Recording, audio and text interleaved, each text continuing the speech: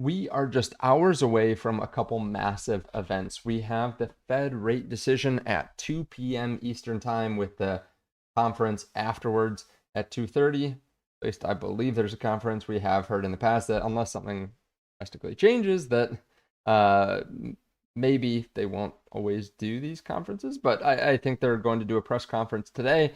We also have oil spiking up in price today after what Trump just did. And we have some earnings coming in. SoFi earnings came in. They had a double beat and yet fell 10% after earnings. We'll talk about that. And Microsoft and Meta announce earnings today, Amazon tomorrow. We'll look at Bitcoin too. There's an interesting chart that I want to show you about the Bitcoin bear markets time and the total drop. So we'll talk about all that. If you don't mind, hit subscribe so you can see future videos just like this. If you're not already trading and you want to start, there's a link to BidFi in the link tree. You can start trading in just a few minutes. So to be clear, I usually set swing trades. So Bitcoin is approaching $60,000.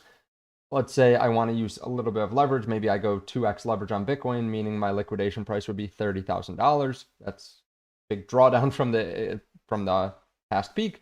I don't think we're going to go that low, so I might open up a 2x long position at $60,000 Bitcoin. Then if Bitcoin goes back up to $120,000, instead of making 100%, I actually make 200%.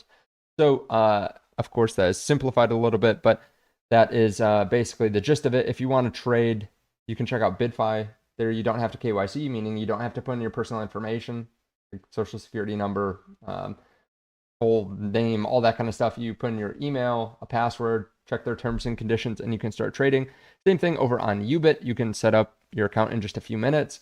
And BTCC as well, where you can get a 10% bonus on your first time deposit and up to 40% lower trading fees when you use my link. All those are in the link tree. Now, as we can see, the market has been pretty red recently. The Nasdaq actually down 1.22% today, selling off throughout the day. S&P 500 down 0.9%, Dow down 1.6%. What exactly is falling down? Well, it's a lot of the semi plays, a lot of the semiconductor plays. So AI in general, Nvidia down 2.6%. We have AMD down 5.8% once again. We have Micron down to 770. We have a lot of the AI stocks falling down drastically today, and this is after they've seen some weakness already. I mean, Micron went up to $1,250, now at $705, nearly down 40%. So what exactly is happening? Well, people are worried about the circular financing in AI. They're also worried about SK Hynix's earnings. I believe they just came in for the first time in the US markets, and they were a little bit below expectations, so people are a little bit worried about that. We also have oil going up in price. We're up 7% today because of what just happened with Iran. Iran apparently tried to strike the US, and Trump just said Iran will be hit hard in response to the Jordan attack. Although there were reports yesterday about a ceasefire, so oil is spiking today, as you can see. Also, there is a chance that the Fed increases rates today. Of course, just a couple hours left until this rate decision, but about a 1/3 chance that we see a rate hike. I don't think this is very likely to happen. I've said this before, but I think raising rates because oil is going up doesn't really help. I guess it would have a small effect on oil, but it's more of a supply issue than a demand issue. There's less supply available because of everything that's happening in Iran. Now, the US market's falling down a little bit, but nothing compared to South Korea. Apparently, South Korean markets, the Kospi fell 44% in 40 days, erasing $2 trillion in market cap. A lot of people taking loans against their portfolio, leveraging out as heavily as possible. And the majority of this index is in two equities. I believe it's around 70% of this index was just due to two companies. So yeah, we have fallen drastically recently, and there are lots of liquidations, lots of margin calls. So yeah, be on the lookout for that. Now, one company that announced earnings today that did quite well, actually, SoFi. They beat earnings expectations, EPS by 9%, and revenue by about 7%. Now, something that's interesting to note here, a 9% beat on EPS is just 1 cent here. So, like, they couldn't have beat by any less than 9%, which is just kind of interesting. Their EPS, though, is up 50% year over year, revenue up 41% year over year. This company Now it's really good earnings. So what are they doing? Well, they're down 9% here today.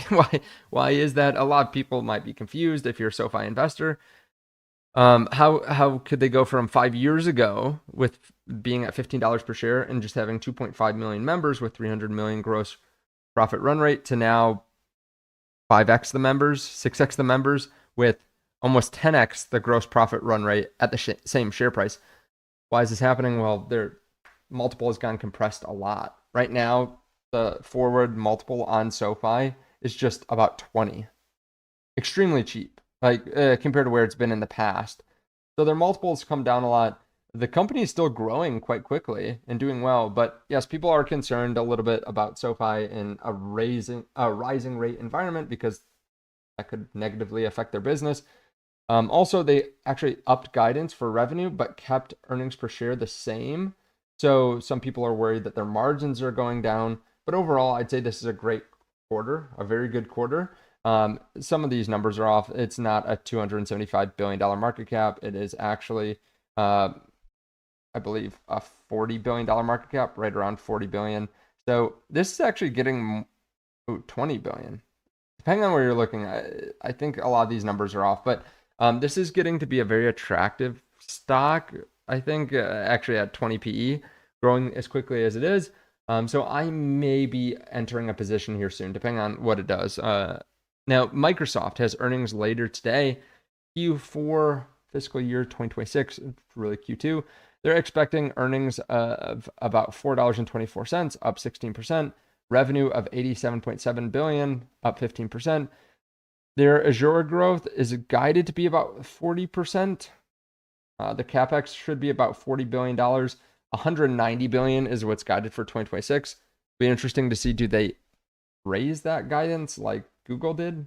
And do they double beat like Google did? I'm guessing we'll see a reacceleration of revenue growth and EPS.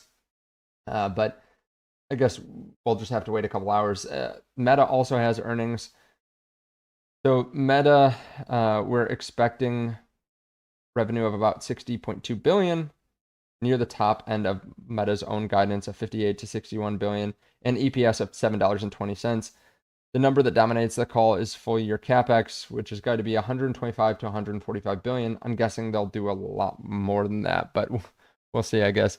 And then Bitcoin. Let's move over to Bitcoin. We do have Amazon earnings tomorrow, along with Apple.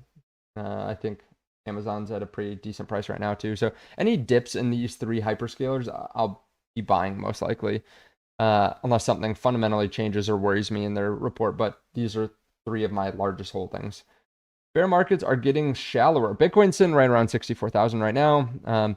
This is an interesting low chart showing you the max drawdown back in 2011, 94% on Bitcoin, 2013, 86, 2017, 84, 2022, 78%. Then 2026, we've seen a 54% drawdown to the bottom. I will say, just if you're actually watching this, just be careful because this is a little bit misrepresented here. Like it looks like we've almost seen the same difference in drop from 2017 to 2022, then 2022 to 2026, like just how they're representing it. But back from 2017 to 2022, there's about a 6% increase to the bottom. Like instead of 84%, it was 78. And so far we've only seen 54. So if we had that same lower amount of drop, like maybe a 6% difference, that brings us to 72%, which is still much lower than where we are right now. I'm not saying we will drop that much, but I think this chart is pretty I don't want to say misguided, but yeah, it represents the information a little bit incorrectly visually. Another way that you can look at this, the average bear market lasts 383 days. We are about 300 days in. So maybe about 2 or 3 more months to the typical bottom. The last 2 cycles have been a little bit shorter as well, 363 days, 376 days. So yeah, maybe just 2.5 months or so left. Let me know your thoughts on all this underneath the video. It's going to be a very interesting day. I've been looking forward to this all week. So let me know your thoughts. Thank you so much. I appreciate it. Just a reminder, this is not financial advice. This is not legal advice. Do your own research. I'm never going to reach out to you either in the comment section or through any other means to try to get you to invest in something that I'm investing in or to send me crypto. Some links underneath the video are affiliate links. I may earn a commission, but this is at no extra cost to you. Of course, do your own due diligence.